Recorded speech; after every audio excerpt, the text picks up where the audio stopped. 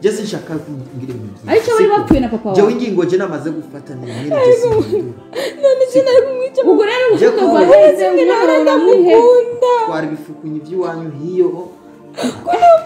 Ni wowe umbwiye gutyo. Beau-frère, mwari bifukunye ibyanyu. Twari bifukunye ibyanyu hiyo. C'est vrai. Beau-frère, wowe uzi.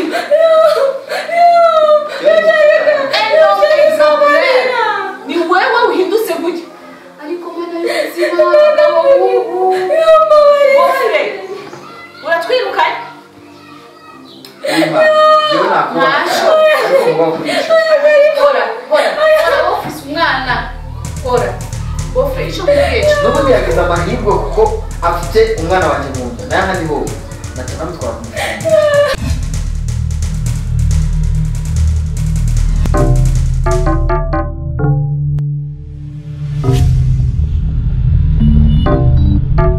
Samantha.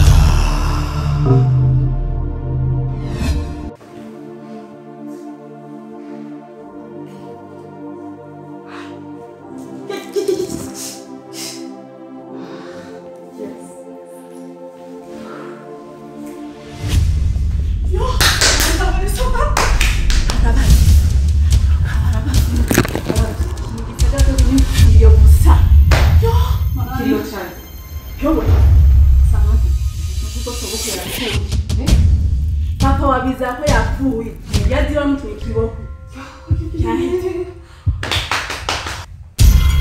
no musagara wose wamaze kumenya no twogira gutera abashimana we ngire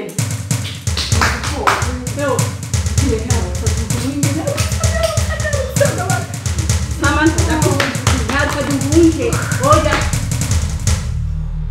None kumumbi je tumvagaho. Padira utagomba kutari mutu tawe tugende nuromeze gute nyarutsa rero nje ngala kuna kwinjira Sawa. None ushaka duhunge. none Tugende basi muri modoka yiwacu tugende. oya yo imodoka baca bakumenya nyene ngenda gutora taxi Samantha yo Gende muri taxi basi muri moto. bonya tutagiye nyarutsa gira vuba ga Samantha reka ko nakwicara Sawa. basha batugende kwanza Jake bonde ni taxi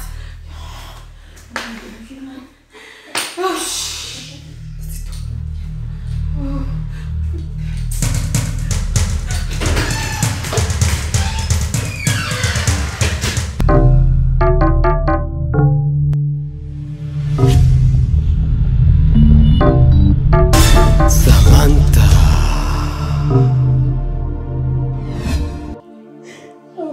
Mana ndinavera meku Utama wanje ragia singachendele mega mana ndogira kute Mana ndako Onu wanje yarwa guhekuramo Mana wanje ari mu bitaro Arajangiye kumera gutagaye muri nyirangizaga aragiye gupfira mbona Mama. Negane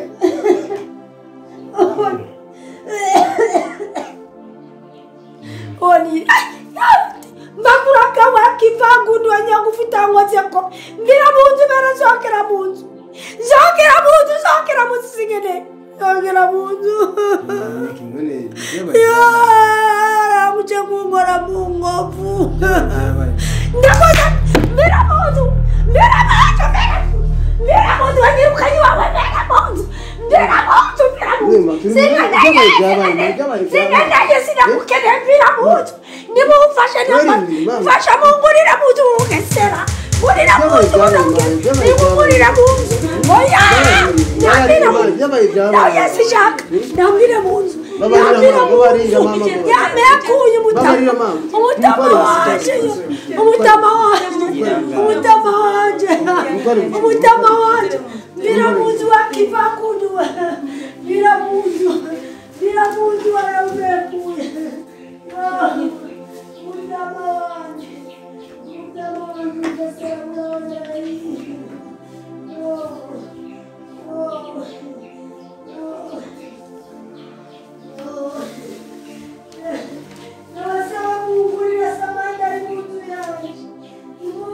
Samantha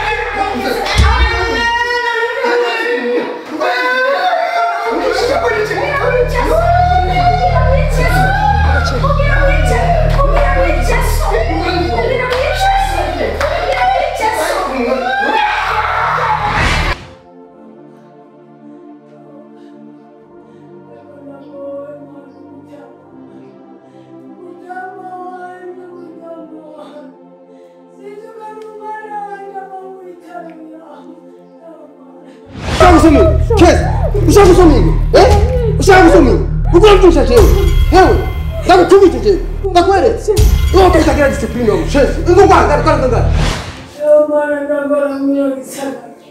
Ewe samani anyakuba mugishimu. Uweke ibara ryose njo. Ewe samani. Mwana yanjye. Ariko ndagowe mwana. Yo. Ndagowe mbira byose. Yo mwana wanjye. Nari kumubwira ngo ndakora ko mwana wanjye agihema. Mwana wanjye zizima agihema Mungu wanjye ariko ndagowe. Yo Mungu wanjye we.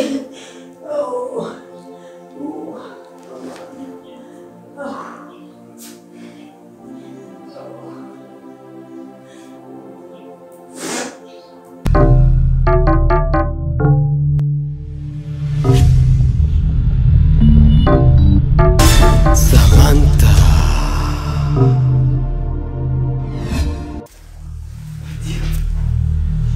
Uneze. Njo. Sa yuko nyamagara Umviriza. Mauja wa matoroki. atoroka aja hiri habaye. Nawe utangure ko umutingi ngaho. Bise ndakubaza nawe. Sa Mauja wa matoroki. atoroka aja hehe habaye iki kugira atoroke? Se wabize yapfuye. Ise wa boss yapfuye. Sa Byose biruka tweka ka Samantha. Samantha. Byose biruka tweka Ya Samantha. bishoboka gute? Umvizewe nawe. Ujya se wabiza bishaka uyu mabuje niwe yamwishe. Ni se wari mwiti gusa. Uya reka kubesha ibyo bikuye he n'urusaku rwawe. Vuga ki. Je ibiba ngaha byose ndabizi. Ibiba byose ngaha ndabizi. Rero reka nakwereye. Dukorere akagide Samantha. Nyabaki. Tugitse funguruzo kwa. None urumva agomba genda. None bina mugenzi wiwe bariko bagenda nabyuze riko nakurupa mu inyuma gutya. Ngo dutoroki. Umviriza byihuta. Je turize yafunguruzo tunyigeze. Umviriza kwanza. Ntumenye ibanga. Oya se shobora nari muri dushaka twubake ngabo. Sako bibige nje ndabyo bakomeye ngukuri. Oya reka ndazirondere ariko nawe uceceke Ntumenye ibanga. oya ntana Fazeme yaniki. sawa Sawa. Samantha! Samantha! Oui! Wait it! What are you doing? You're doing it. Abedi! Ugurura kugira ucuza umpetsa amapati hari. Umeza amauja. Twazibuze. Uvuze gute? Yo! Kuri muri. Munezero! Mune! Ngo hano. Wewe mutete muri muri. Urufunguzo mu rubura gute? Je sindakumva ivyo burimo. Urufunguzo ruri he? Nuzi! Nuzi! Koranda urufunguzo yarutse. Tanga mishani timwe. Hina nje tuje sinza abakozi banje ngene. Sinzigere baretse. She! Nyaruta!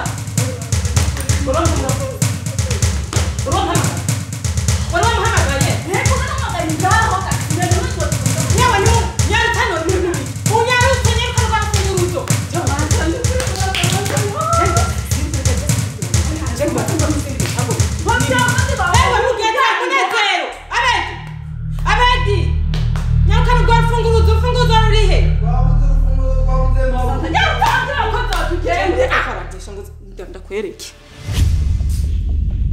bisaba nawe ukuratetse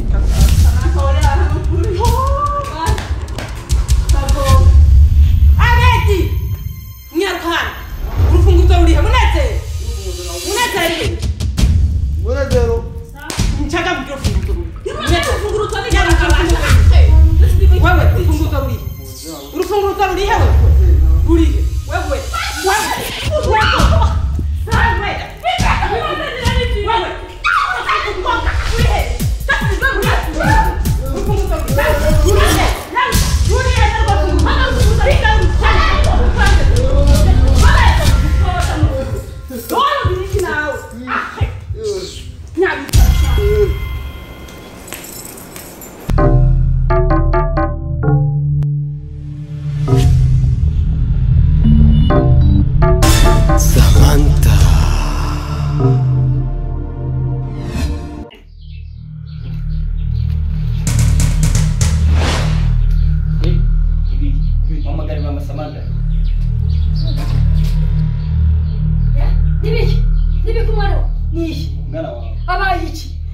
niki mwana wanje abaye mwana wanje niki mwana wanje nibiki gamana niki yo mana yanje ndagowe nibiki gamana nibiki wewe nibiki wari oya emure nanje naguhaye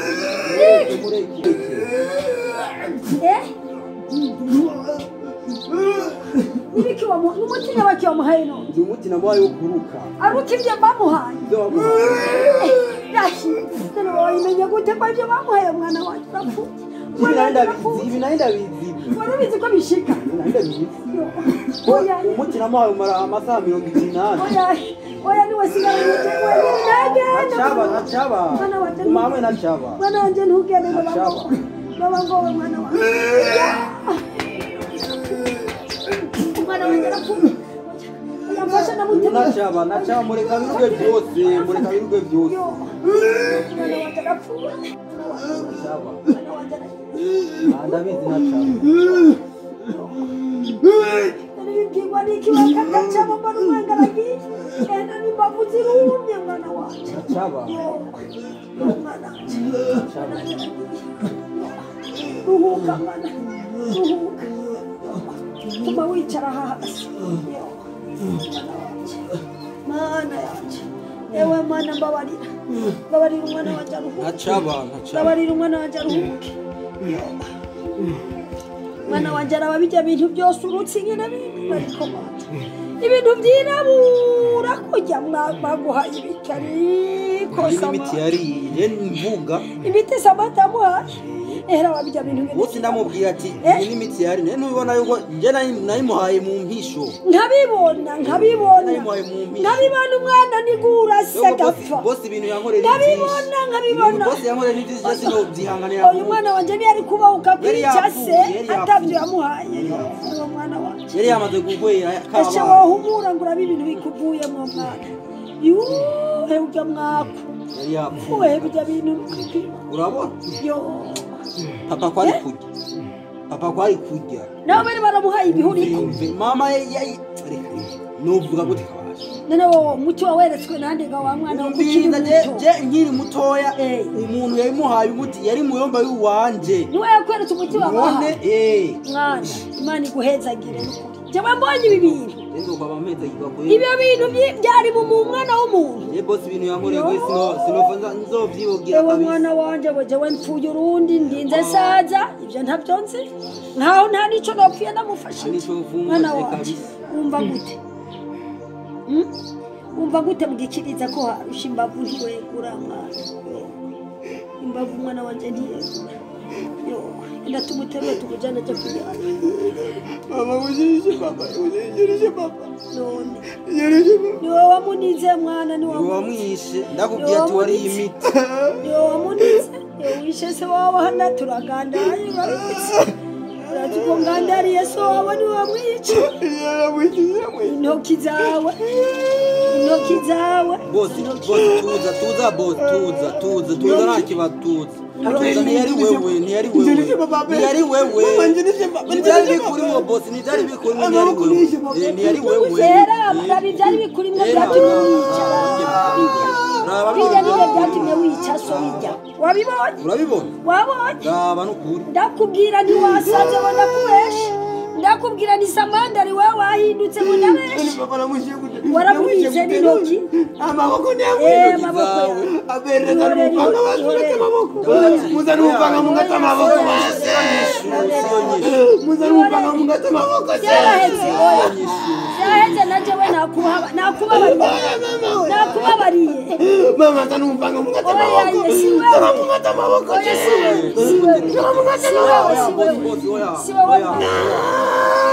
yagira umuntu azamfashe bana wanje ntacyo yagira umuntu azamfashe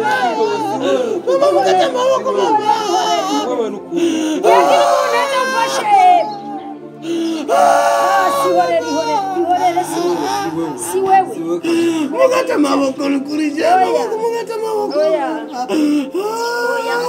ntacyo si wewe nabonye katari wewe nanje ndakubabariye gusa ndabonye ibintu bikuvuye bari barakwishe ndabi ibintu biri muri wowe biri wewe barakwishe nakubabariye mwana wawe nakubabariye kibondo canje nakubabariye n'abantu ibihuriko simenye ibyo nabibonye mwana mubibonye nejo bundi nguje kuruhuka nejo bundi haguruka ubanze uruhuke yewe mwana wanje bari barakwishe kibondo barakwishe mwana wanje ewe Samantha ngo ni Samantha papa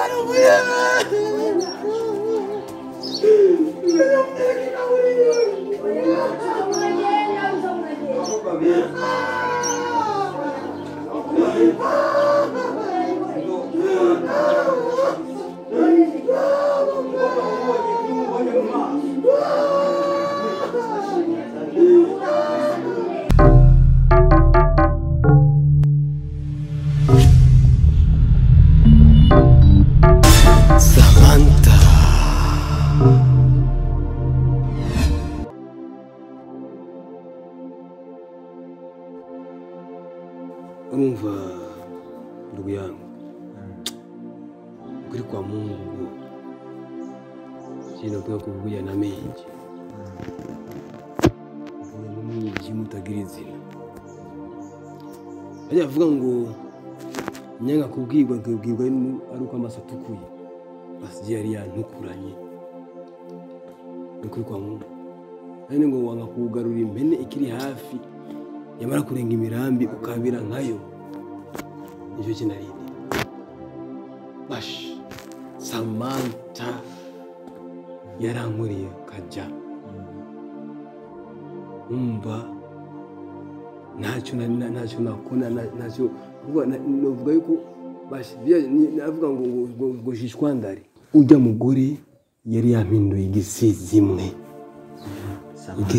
Samantha naguma nicuza niyumvira ati yo menya nuko nkumva impanuro za petit frère ndakubwira ikintu kimwe Samantha je buriya amaze kumva amakuru yuko wagiye kwa Samantha navuze none kuri kw'Imana uyu Samantha byari byose buriya Samantha ari ntamuzi Samantha wayo buriya waruzi uko Samantha we nyine ubwiwe buriya n'umuntu agoye gutahura uyoberwa ko ari daimoni uyoberwa ko ari umurozi ukayoberwa ko ari jini je sinamutahura kuri ubwo rero je hagenda namwe ariko mugabo buriya urazi ikintu kimwe nakubwire murenzanje Samantha je nasanze abakobwa bose bava bakagera kuri musi ya ruguru bose na sibahawa hewe waruzi n'inkuru yuko wa mukobwa Akimana